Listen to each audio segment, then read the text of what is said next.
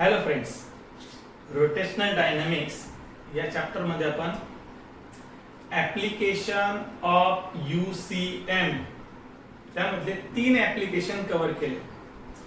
आजचा आपला पॉइंट आहे sphere of depth and second one vehicle at the top of convex over bridge.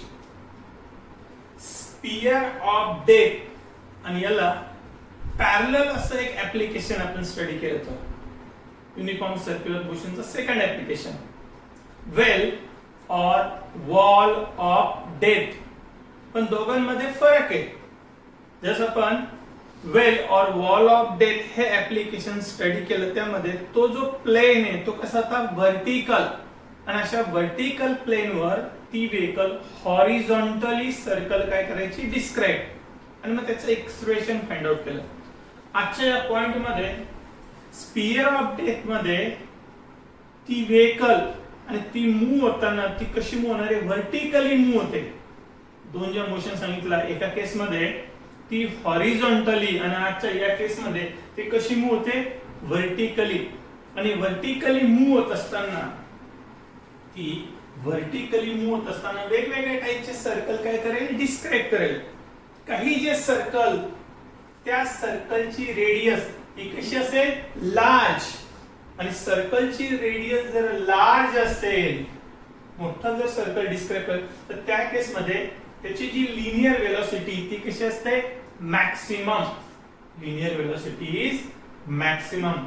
पण तेच सर्कल डिस्क्राइब करताना जर छोटं सर्कल डिस्क्राइब केलं की ज्या सर्कलची रेडियस कशी आहे स्मॉल, त्या केस मध्ये त्याची जी अँग्युलर वेलोसिटी और फ्रिक्वेन्सी ही कशी असणार आहे मॅक्सिमम. हीच फक्त कन्सेप्ट या केस मध्ये स्पियर ऑफ डेप्थ मध्ये. जर लार्ज सर्कल डिस्क्राइब केलं at that time its linear velocity is maximum, and when the radius of circle is small, in that case its angular velocity or frequency will be maximum. Next point आहे तो vehicle at the top of convex over bridge. ही त्याची arrangement आहे. तर ब्रिजचा हा portion दाखवता convex portion, आणि अशा convex portion वर ही व्हेकल एक टॉपला टॉप पोझिशनला त्या व्हेकलवर वेगवेगळे फोर्सेस ऍक्ट होतील ऍज युजुअल.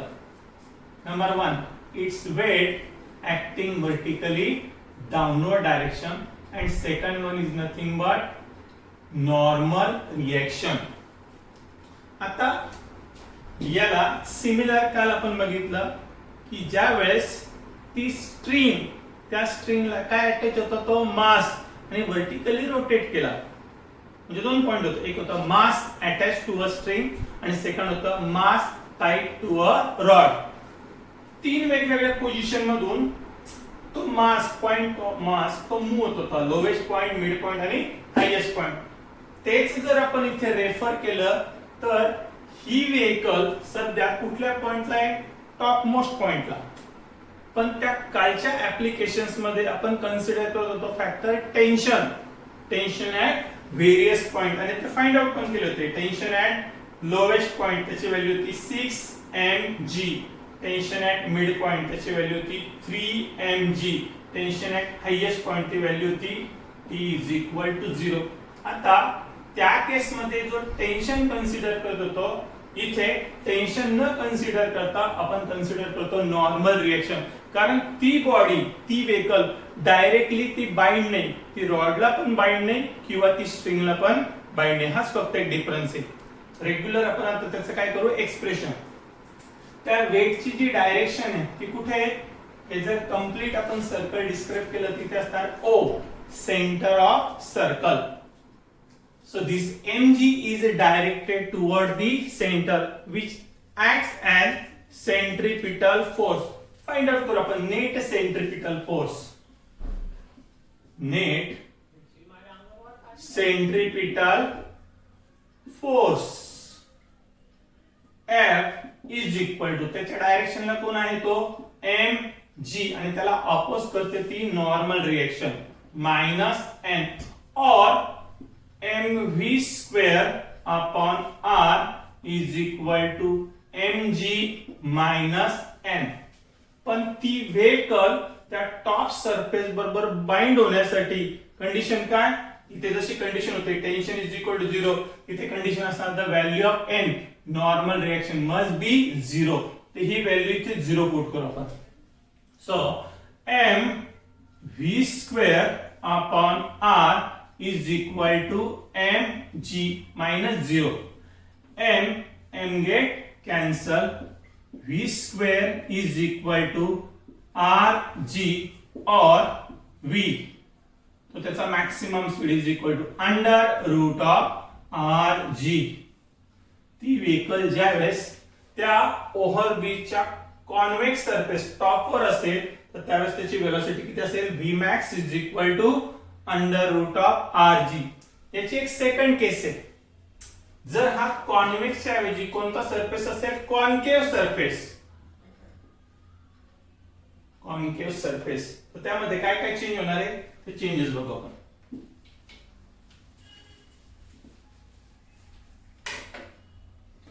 हा कॉन्केव्ह सरफेस आणि या पोझिशनला ती व्हेकल आहे मिडलला. इथे जशी टॉपला आहे तशी कुठे मिडलला. इथे ऍक्ट होतोय इट्स वेट mg आणि अदर एंडला काय असणार आहे n. तर हे जे इक्वेशन आहे mv square upon r is equal to mg minus n, जर तो कॉन्केव्ह सरफेस असेल तर ते चेंज होऊन जाईल. त्याचं इक्वेशन असणार आहे mv square upon r is equal to, इथे होतो तो mg मायनस n, इथे रिवर्स होतो n मधून हा जो पोर्शन आहे तो काय होतो मायनस होतो. इतकंच फक्त लक्षात ठेवायचंय. जर कॉन्केव्ह सरफेस असेल तर कॉन्केव्ह सरफेस मध्ये तो होणार आहे n minus mg is equal to centripetal force, आणि तो जर कॉन्वेक्स सरफेस असेल तर त्या केस मध्ये mv square upon r is equal to mg minus n. हे त्याचे सिंपल असणारे इक्वेशन असतील. इथे तो जो रोटेशनल डायनामिक्स हा चॅप्टर त्याचं जे फर्स्ट युनिट आहे, कुठलं युनिट आहे ते युनिफॉर्म सर्क्युलर मोशन, हे कंप्लीट झालंय. सेकंड युनिट मध्ये actual rotational motion, what is in by moment of inertia, radius of gyration, expression for rigid body in terms of its kinetic energy, relation between linear momentum and angular momentum. तर हे सर्व parts आपण next video मध्ये cover करू. Thank you.